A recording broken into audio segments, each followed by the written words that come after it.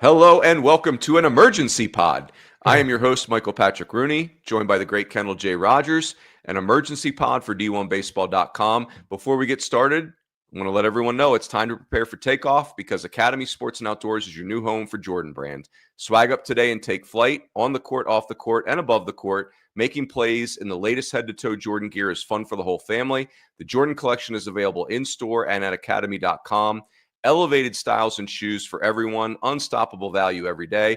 Unleash your greatness with the Jordan collection at Academy Sports and Outdoors. KR, so we're going to do a emergency pod. Today is Monday, and you tweeted out that Chris Lemonis was let go by Mississippi State. You know, this is huge news because Mississippi State's one of the most important programs in college baseball. It's a historic brand. And, it's a really important program. It's an incredible program. They have won a national title in the last few seasons, obviously.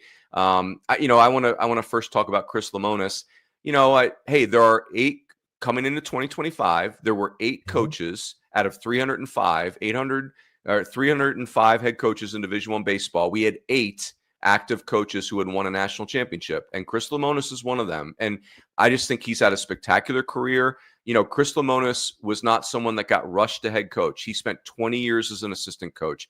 He was there at Louisville for 10 years as he and Dan McDonnell and that staff built Louisville from a program that never went to regionals ever. They went like once to a top 5 program. He was there for 3 Omaha trips at Louisville, then became the head coach at Indiana, did an awesome job there, 3 regionals in 4 years. And really, Lem, as we call him, only had 5.5 seasons at Mississippi State. One was the pandemic, and this is not a completed season. First 2 years, they go to Omaha. Obviously, in 21, they win the national title. And, I think breakups are really, really hard. And right now, there's, people end up in one of 2 camps, and it's tough. And, we're all thinking of Lem and his family. He's just one of the best people we have in our game, but we get it. This is part of the business, and the bigger college baseball gets, the more of this we're going to see. An in-season firing is very unusual for us, but I wanted to start there, Kendall, that I think Lem's a hell of a coach. I think any school that gives him another chance would be wise to do that. Obviously Mississippi State's not where they want to be right now, but it doesn't mean that he's not a great coach. Sometimes it's just wrong place, wrong time. Yeah, absolutely. I mean, wrong place, wrong time. And, this is one of the situations to where, we're in college baseball. This is what I'm trying to remember the last time that we had 2 in-season firings. I mean, we had Jose Cruz Jr. earlier this year at Rice, which the Owls ended up hiring David Pearson. Now we have Chris Lemonis out at Mississippi State with 3 weeks left of the season. Obviously, Zach Selman, the athletic director, and Mississippi State's brass, they're high-level boosters. They probably felt like with 3 weeks remaining, they need something to kind of get this team energized. And what they're hoping here is that by making a change and things like that, it gets the fans kind of back in the ballpark. It takes a lot of the pressure off the team. Because I do feel like if you're a team, and you've been in the trenches with players before, but if you're a team and your coach is on the hot seat, like that's just added pressure. And so I think Mississippi State felt like, hey, if we're going to make a move at the end of the year anyway, let's just cut bait now. Then we can hope our team goes on a run, makes the postseason, and we take things from there. But one thing I do think is really interesting, Runes, is the fact that they let Chris Lemonis go and then made the pitching coach, Justin Parker, the interim head coach. What that tells me is that Zach Selman does not want a situation in Mississippi State to where Jake Gotro takes over that program, a guy, really accomplished recruiter, really good accomplished hitting coach, a guy that if just a few years ago we thought would be struggling in the mix for the Georgia job, had a chance for the Baylor job. I don't think they wanted a situation to where Goat could become the interim coach there, get them on a big run, maybe go on a deep postseason run, then all of a sudden, they feel like they have to hire him as head coach. And I think by hiring your pitching coach, I think you kind of avoid that scenario altogether. Mm-hmm. And so I do think that's why they did that. But in terms of Chris Lemonis, he, for me, will forever be known as the guy that won this school's first national championship. The school's We're not just talking about the baseball program. We're talking about the school in the history of the university, their first athletic department national championship. That's what he'll be known for. For me, that's the positive. Unfortunately, the negative is the uncomfortable truth here is that this is a program that after winning the national championship went 9-21 in the SEC 2 straight seasons. Last year should have hosted. Let's be honest. I mean, they won 40 games. I think the RPI was 17-18. We had them hosting on Selection Day. They were not a host. And then this year are 25-19, 7-14. So if you look at 3 of those 4 seasons, I mean, you're looking at a team that has 23 SEC wins in 3 of those 4 seasons. It's not very good, especially when you're a program that has a 12 to 13,000 seat ballpark that really needs to put butts in those seats. And so I see why they made a change. I do have an issue with the timing. Again, I wish they would have waited till the end of the season. But, I mean, at the end of the day, if they were going to make a change at the end of the year anyway, I mean, what does it matter, right? Yeah, and I think there's a lot of stuff there. Like it's so raw on Twitter right now, and people start fighting with each other on Twitter. Yeah. I will say, like, I saw a couple commenters that like the people that wanted that were in favor of the move, they start down this road of, well, like Chris Lemonis won a national title with somebody else's players, blah blah blah. And like for me, you can save that stuff, right? Like it was a special group of players, no question about it. They'd had 4 head coaches in 4 years. And if people don't think Lem's leadership mattered to help that team go to back-to-back Omahas and win a national title, I just think that's absolutely erroneous. Can I give you a great example on why that is ridiculous? Please. And again, what I don't want to do is take this comment and use it as a swipe at Michael Early. But what I mean by this is people go, well, he had the players. It was really easy. Yeah. Well, Texas A&M, who's one of the most talented teams in America, and by the way, I think they're still really scary for the postseason. This is a team that until after the Friday of the Tennessee series, like we thought they were dead. We thought they had no shot to make the postseason. So do not tell me that coaching doesn't matter from day one to the end of the season, because obviously, like Early's starting to figure it out, but those first couple of months, it was ugly. And those players couldn't do it on their own. They needed a little bit better direction. And since they've gotten better direction, they've gotten better. So I do not buy this whole thing that, well, you could have just rolled the ball out there and they could have won. This isn't basketball where if you have 4 guys that can ball, you're good. This is college baseball, and you need really good coaching. Yeah, 100%. So, again, like I think as it's so raw right now, but as cooler heads prevail, people, I think, 2 things can be true at the same time, where a reasonable person could say, yeah, it was time for the program to move on. Others can disagree. Others can say, hey, Lemonis is a great coach and you should have given him more time. Like, reasonable minds can disagree there, but you don't have to like rip on the previous coach to justify the firing. Hey, if the program wants to make a move, it reminds me a little bit of Texas, where, Chris Del Conte decides to move on from David Pierce, who had taken Texas to Omaha in 3 out of 4 years in a 4-year period, which is insanity. And so you think about, oh my gosh, like that's the bar. But like, hey, Chris Del Conte felt like it was a great time to make a move, and he gets Jim Schlossnagle, and obviously that looks like an incredible decision for everyone involved, really. But I think here's the interesting part for me right now. Mm-hmm. In sales, in business, salespeople get terminated all the time for performance. And when a company does that, there's an expression they say, hey, obviously you're losing. That's why you make a change, right? So they say, is it the turf or is it the talent? So like, hey, is this territory underperforming because we have the wrong salesperson, or because there's something in this territory that's holding us back that we have to overcome? And sometimes it's one and the same. And I do think I would encourage Mississippi State to not just focus on the talent. Like, obviously, they're going to go hire a great coach, or they're going to attempt to do that. But there's something about this program that has caused it to have volatility. The highs mm-hmm. have been incredible, right? Like, this is a historic brand in college baseball. I 100% believe that.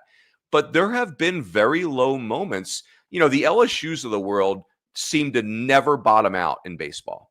Whereas Mississippi State, like Ron Polk, who is one of my heroes, KR, and I think is one of the greatest coaches in the history of our sport, he missed regionals 6 times, twice in the 80s, twice in the 90s, and then a couple times in the aughts, right? Now, here's another thing. 2008, Mississippi State finishes 12th in the SEC. That's Coach Polk. 2009, they finished 12th. That's John Cohen. 2010, they finished 11th in the SEC. That's John Cohen. 2015, they finished 14th in the SEC, dead last. And then obviously 22 and 23, 14th and 13th. So that's all those different coaches, Chris Lemonis, John Cohen, Ron Polk. Those are very talented men. So what is it about this program where the highs are very high, but when they struggle, there's low points? So I guess where I would start first, though, is let's start with the strengths. What are the strengths of this job? I would say I'll give you a couple to get you started, Kendall. Number one is the school is all in. They are all in on baseball. I think this school will write any check to be great in baseball. That's how much they care about it. I also think that their basketball and football programs are just okay. Helps them in baseball. Maybe they will get a little bit more revenue share than some of their brethren in the SEC, where football and basketball feel like, hey, we could be a Final Four teams. So I think that's the first thing. The facility, Dudy Noble is amazing. Like it's an iconic facility in our sport. I just don't think 17-year-olds care about that. I think the players that not anymore. Well, here's the thing. The players Mississippi State needs are the Tanner Allens of the world. Guess where Tanner Allen has scholarships to? LSU, Texas, A&M, Tennessee.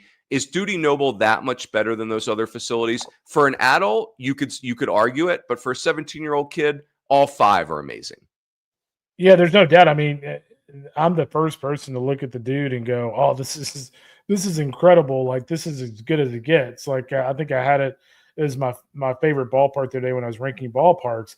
But at the end of the day, a 17-year-old recruit is not going out and hanging out in the left field lounge. Right. They're just going, hey, like, are the locker rooms nice? Are the hitting facilities nice? Do we have a really good nutrition bar? By the way, how much NIL money am I going to be able to get? Yeah. That's what they're worried about. They do not care, if you have a 360 concourse. They just because everyone has it, by the way.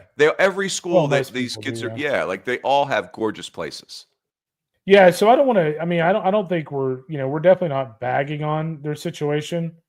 I think the dude is awesome. I just don't think it's quite as relevant, as it used to be. Here is one thing I will point out here, as we kind of dissect Mississippi State as a whole. Just kind of looking, and again, I mean, these can fluctuate big time, especially in some of these kind of later recruiting classes. But kind of looking at PG's rankings real quick, I couldn't find PBR's newest rankings for programs. But looking back at PG's rankings for the 25 class, Mississippi State's at 20 or at 5 overall in the country, which is ahead of A&M and a few others. Their recruiting class for 26 currently with 8 commitments is at 23. So maybe their administration feels like they're falling off in that aspect to some degree. They don't have a lot of guys committed compared to some of the other schools, but maybe their administration thinks they're falling back a little bit in that regard. I don't know. Yeah. I just think, I think the strengths of the program are obvious. They're all in on baseball. It's an incredible fan base. Even though everyone in the SEC's got an incredible facility, the dude is iconic. Like it's a selling point. Like to your point, we're not trying to say that it's not any good. I'm just trying to say that I don't think it's a separator in recruiting. I think it's just it's an awesome thing in recruiting, but everyone's got awesome in that area. The question becomes like, how do you get the next version of Landon Sims, Will Bednar, Tanner Allen, Rowdy Jordan to pick Mississippi State over LSU and Florida and Tennessee and Texas and Texas A&M? How do you win those recruiting battles? And so I think that kind of takes me to, and again, like if we're thinking about what are some of the weaknesses for Mississippi State, it's more remote than some of those other places, right? Like the recruits have to come. LSU's got half their starting lineup within, I don't know, 50 miles of their stadium. Mississippi State can't say that, right? Like they've got to recruit a national player. Ron Polk had to recruit a national player, and he was awesome at it. So I think the question becomes, what do they need? My opinion, and I'm sure the school has really strong opinions on what they need, which is it's going to be fascinating. I'll start you with this, Kendall. I think they need a recruiter, like just like Tennessee needed a recruiter. I think, and ironically, Chris Lemonis was a hell of a recruiter. Like he was the lead recruiter when Louisville was recruiting those top 5 teams, and I think that's an area of strength for him. But that's where I would start if I was Mississippi State. Like getting dudes is no pun intended, is where it starts. Yeah. So by the way, I was just looking at Mississippi State's 2025 roster. 9 of their players are from the state of Mississippi. Yeah. 9. And we know Ole Miss recruits the heck out of Florida and Texas. Yeah, and Southern Miss is in the state too. Like there's not enough. You have to get creative. Yes, you have to. Well said. That's exactly right. You have to get creative. With that said, with the right coach, if Tony Vitello can turn Tennessee into a place that everyone wants to go, no reason why somebody can't turn Mississippi State in the same place. Yes. So the question becomes, where do you find the unicorn that is Tony Vitello 2.0? I don't know. I mean, it's an ag school. They have like a good cloning department. Like when I was in school at A&M, they made a big deal out of like cloning like 18 different animals and stuff. So maybe they can clone Tony. Yeah. That's so. In all seriousness, go ahead. I do think that Mississippi State is in a year where the timing is right, and I thought last year, just to kind of go back and talk about another SEC opening real quick. I thought last year, for like Texas A&M, for instance, the timing was terrible to go after a new coach. I think this year the timing is right. You've got a lot of moving parts. We've talked so much about it in our other pods, but the House settlement, you just mentioned a minute ago, revenue share. You'd have to think that Mississippi State's going to be in a really good spot in that department, scholarship-wise and revenue share-wise. I can tell you right now, there's some coaches of these other schools that probably won't be in a great position. I mean, a couple that come to mind right now that I would be shocked if they're in some sort of incredible position with revenue share and scholarships would be Brian O'Connor at Virginia and Chris Pollard at Duke. Both of those guys, have some challenges at their respective institutions. Duke being a smaller, academic/private school, Virginia being obviously a very academic public school, but also one where, they heavily value sports like lacrosse and some of these other secondary sports. So, Mississippi State has a chance to go to some of these coaches and go, hey, listen, man, like here's everything we're putting into baseball compared to what you're getting right now and what you're going to get. And for some of these older coaches like an O'Connor, like maybe that's ultra enticing. Yeah. I think, to your point, Kendall, I think they're going to have an awesome pool of candidates because, again, like Mississippi State is all in on baseball. And I think they're going to be all in on scholarships and revenue share. The fan base and the venue and the game day experience is second to none. Like all of that stuff is very attractive to a coach. They're going to have a lot to like. They're going to have the full attention of the most talented coaches in the country. So the quest becomes, can they find the next Tony Vitello if they agree with us? Yeah. But I do think they would be wise to spend some time on the question, why are our best years Omaha and our worst years last in the league under 3 different coaches, right? Like it's not just one coach that you thought wasn't good enough. Like there's a pattern of their worst seasons being the very bottom of the standings. And if I was Mississippi State, I would be upset by that for many reasons. But one of the reasons is because they're so invested. Like we're all in, and yet under several different regimes, we've had these just complete craters happen. Yeah. And why is that? Like, is it because we have to be so creative in recruiting? I don't know. Like they have to answer that question. Yeah, it's almost like it's important to ask. Yeah, I mean, we haven't let this marinate too long, so I don't have any hard numbers on me. But like, it almost makes you wonder if they essentially have to kind of strike gold with like one recruiting class, but they may not necessarily have as much money to spend on the next class. If that makes sense. Like they're having to go really heavy with certain guys. Yeah, it's it kind of takes me like Tanner Allen feels to me like one of the most important recruits in Mississippi State baseball in the last 10 years.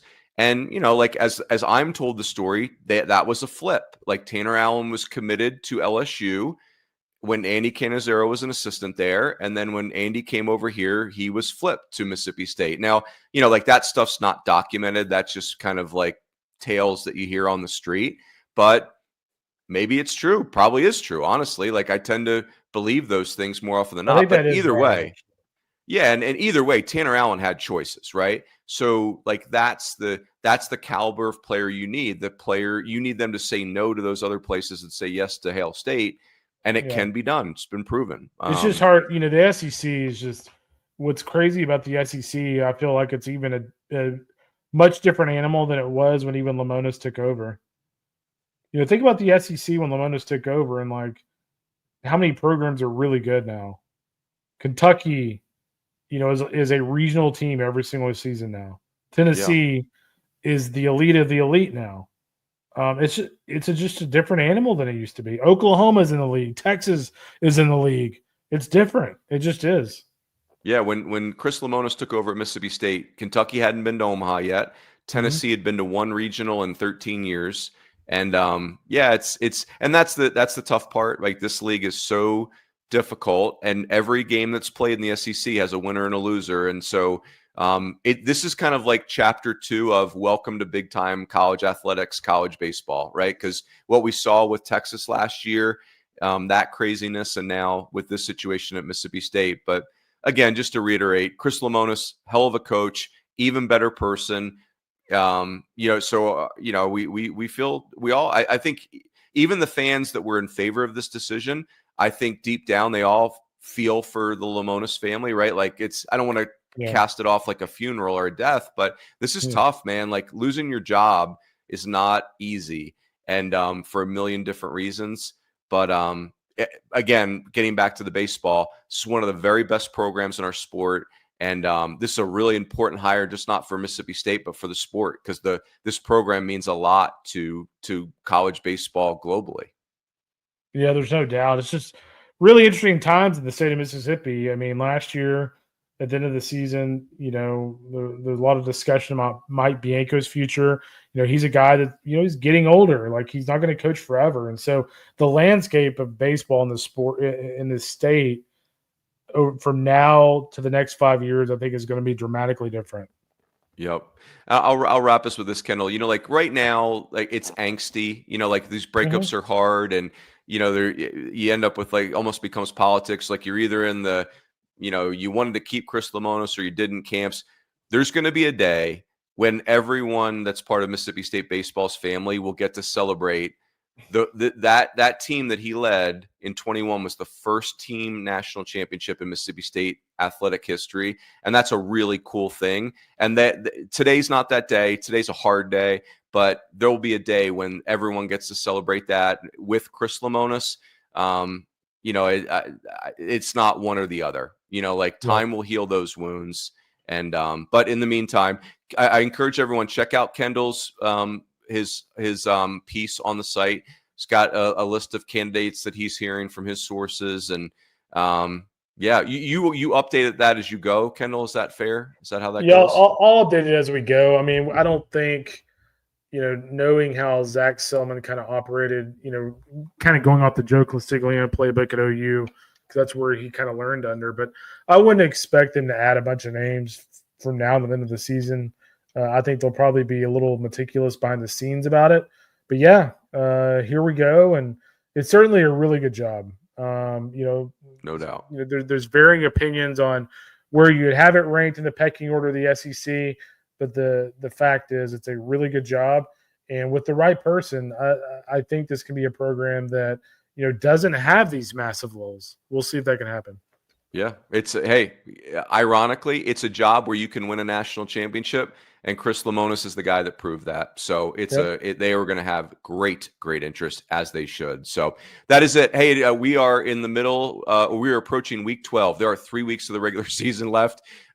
Today is 4 weeks from Selection Monday, which is bonkers. So it's going to be a whale of a ride. But we just want to jump on here and update everyone on the change at Mississippi State. And that is it. We'll catch you all later in the week, and enjoy the week. And let's get ready for week 12. Take care, everybody.